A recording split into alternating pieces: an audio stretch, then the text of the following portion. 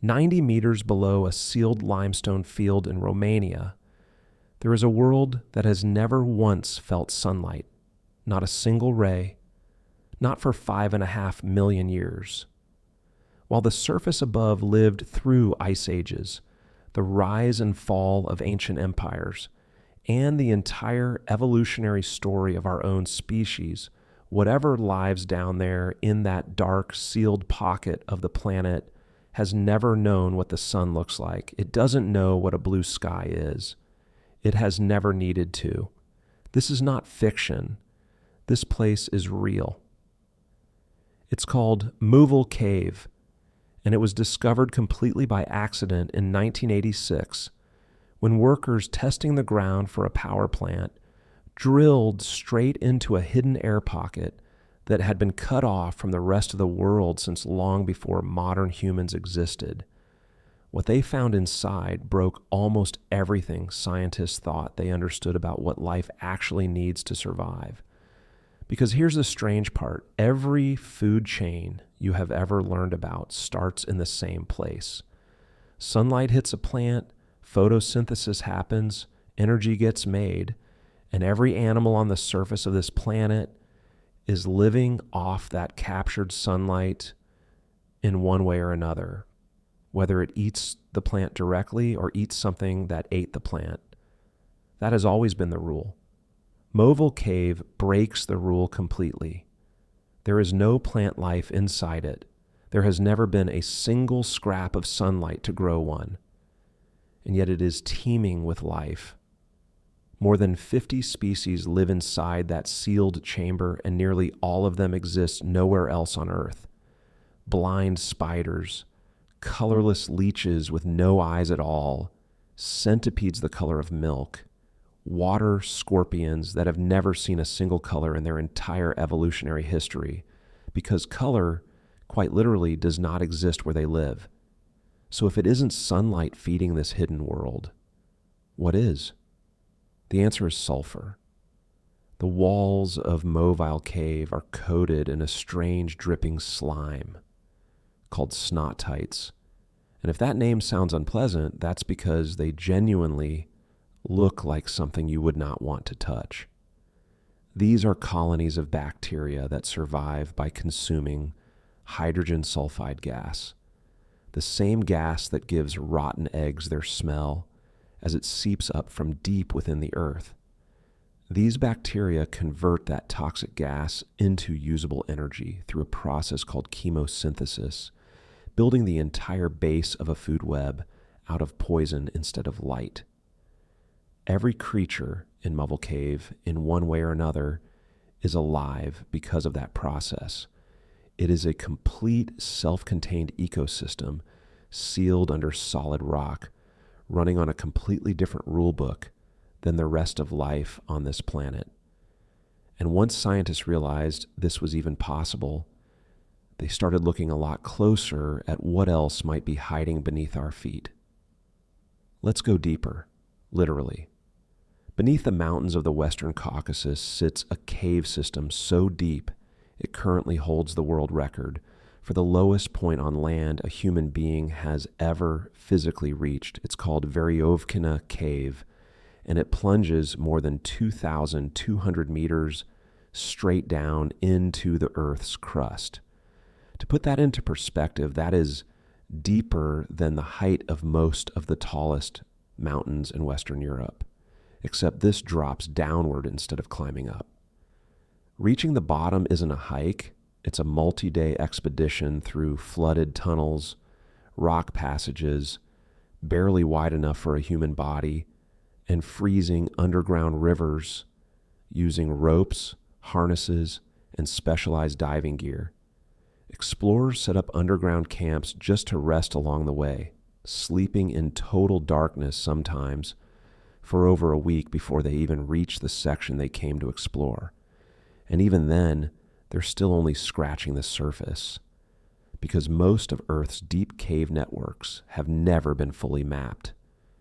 Entire hidden systems almost certainly exist that no human has ever set foot inside, sealed off by collapsed passages, flooded chambers, or simply too dangerous to reach with what we currently have.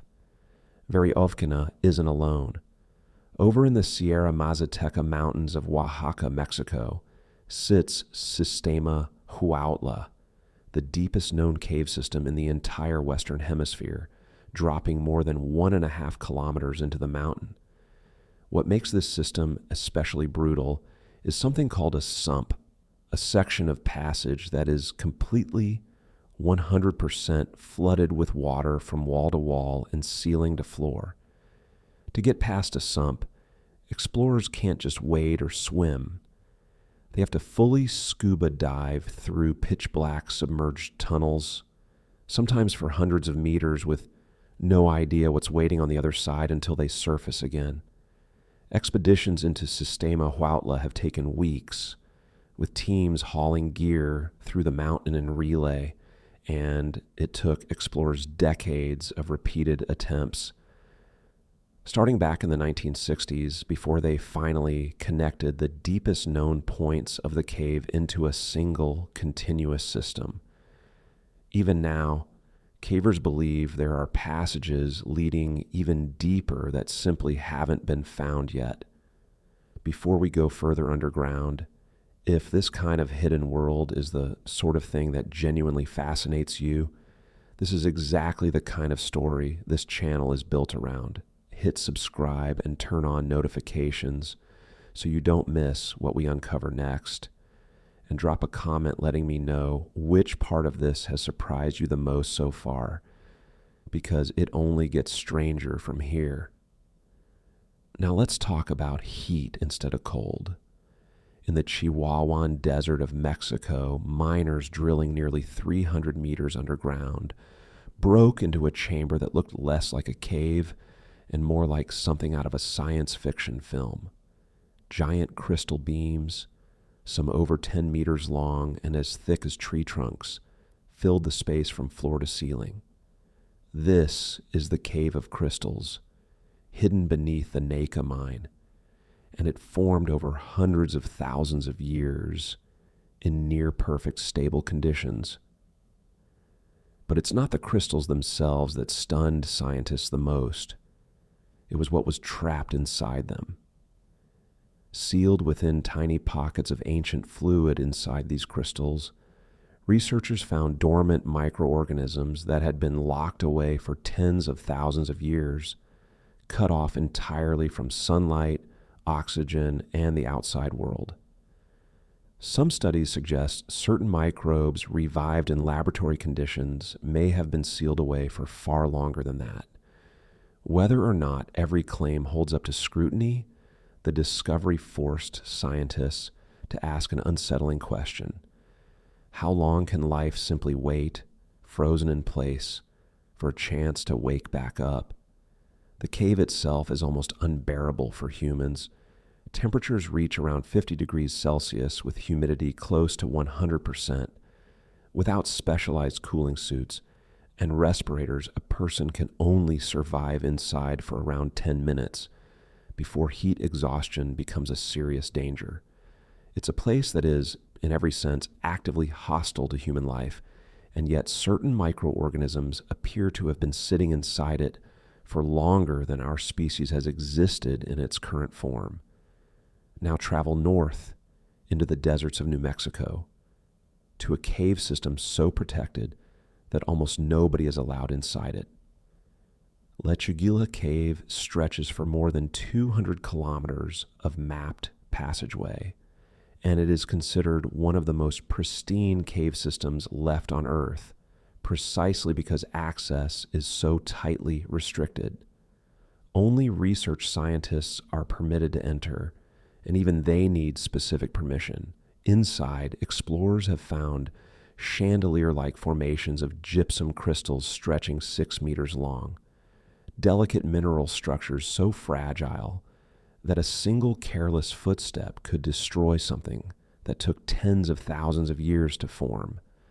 But what makes Lechuguilla scientifically extraordinary isn't just its beauty, it's the fact that the cave was carved out not by water dripping from the surface, the way most caves form, but from below by sulfuric acid rising up from oil and gas deposits deep underground. That means the microbial life discovered clinging to its walls has been isolated for an extraordinarily long time, evolving in a chemical environment almost nothing else on the planet's surface has to deal with. Researchers have found bacteria in Lechugia that show resistance to modern antibiotics, despite having had zero contact with humans, hospitals, or pharmaceutical drugs at any point in their history. Some scientists believe organisms like these could hold the key to discovering entirely new families of antibiotics, precisely because they've spent millions of years locked in biochemical warfare with each other, developing defenses we've never seen before in a world we only stumbled into by accident. Let's talk about the creatures that call these places home, because survival down here forces evolution into some genuinely bizarre directions. In the caves of Slovenia lives an animal locals once believed was a baby dragon. It's called the olm, or Proteus anguinus, and it is essentially a pale, slender salamander that spends its entire life in complete darkness inside underground rivers. It has no use for eyes, so evolution simply stopped building them, leaving only faint remnants beneath its skin. Its skin has no pigment at all, giving it a ghostly, almost translucent, pink-white appearance. But the truly strange part is how it survives. The olm can go without eating for up to 10 years at a time, slowing its metabolism down to an extraordinary degree while it waits for food to become available. Some individuals in captivity are estimated to live past 100 years old. In a place where food is desperately scarce and nothing ever changes, evolution didn't build a faster creature or a stronger one. It built one that could essentially press pause on life itself. Across the ocean, in the limestone caves of Mexico, a very different creature tells a very similar story. The Mexican tetra is a small fish that exists in two completely different forms. On the surface, in rivers and streams, it looks like any ordinary fish with eyes and silvery scales. But populations of that exact same species that became trapped in underground caves gradually lost their eyes entirely over generations, along with almost all of their pigment. What makes this fish remarkable to scientists isn't just that it lost these traits, it's that researchers can now compare the surface fish and the cave fish side by side, essentially watching evolution's response to permanent darkness play out in real time in two versions of the same animal. It raises a genuinely fascinating question. If eyes are useless in a world with no light, is keeping them actually a disadvantage? Building and maintaining an eye costs energy. In a place where every bit of energy matters because food is so scarce, an animal that stops wasting resources on something it will never use might actually have the evolutionary edge. Scientists actually have a whole classification system for creatures that live in these environments based on how dependent they are on the darkness itself. Trogloxines are animals that shelter in caves sometimes, like bats, but still leave regularly to feed on the surface. Troglophiles can complete their entire life cycle underground, but could also survive outside if they had to. And then there are the troglobites, animals so specialized for permanent darkness that they could not survive on the surface even if you carried them out into daylight yourself. No eyes to process the light, no pigment to protect against sun exposure. Bodies built entirely around an environment of total blackness, constant temperature, and near total silence. Deep inside Kruber Cave in Georgia, currently the second deepest cave known on Earth, scientists have found troglobite spiders living at depths of over 2,000 meters, thriving in conditions that would be lethal to almost anything else. Every one of these animals represents millions of years of evolution quietly working away, completely unseen, solving the exact same problem in slightly different ways every single time. This pattern of extreme adaptation isn't limited to caves either. Thousands of meters below the ocean's surface, past the point where sunlight can penetrate at all, hydrothermal vents pump out mineral-rich, superheated water from deep within the Earth's crust. Around these vents, in complete blackness and crushing pressure, entire ecosystems thrive. Giant tube worms with no mouths or digestive systems, ghostly white crabs, and shrimp with light-sensing organs on their backs, instead of true eyes, all built on the exact same principle discovered in Movile Cave. Chemosynthesis, not sunlight, powering the entire chain of life. Some scientists believe environments like these, both the underground caves and the deep ocean vents, might actually resemble the conditions where life on Earth first began, long before there was an atmosphere capable of allowing photosynthesis to exist at all, which means, in a strange way, these lightless worlds might not be some rare exception to how life works. They might be showing us where life came from in the first place. And that idea reaches far beyond our own planet. Scientists studying Jupiter's moon Europa and Saturn's moon Enceladus have found strong evidence of vast oceans of liquid water sealed beneath thick shells of ice, kilometers below the surface, in permanent darkness, potentially heated from within by the same kind of geothermal activity that powers hydrothermal vents here on Earth. If life can build an entire ecosystem in the pitch black of Movile Cave using nothing but sulfur and chemistry, then the search for life on other worlds may not need to start with looking for sunlight at all. It may need to start with looking for exactly this kind of hidden, sunless world instead. There's also a human side to all of this that rarely gets talked about, and it might be the strangest part of the entire story. In the 1960s, a French scientist named Michel Sifre voluntarily descended into an underground glacier cave with no clock, no calendar, and no way of knowing whether it was day or night on the surface above him. He wanted to understand what permanent darkness does to the human mind and body when every external cue for time is stripped away. What he found was startling. Without sunlight to anchor his internal clock, his sense of time began to drift and distort. He would guess that only an hour had passed when in reality, more than double that had gone by. Over weeks in isolation, his entire perception of time slowly came unglued from reality. Cave divers and deep expedition explorers today report similar effects, even on shorter trips.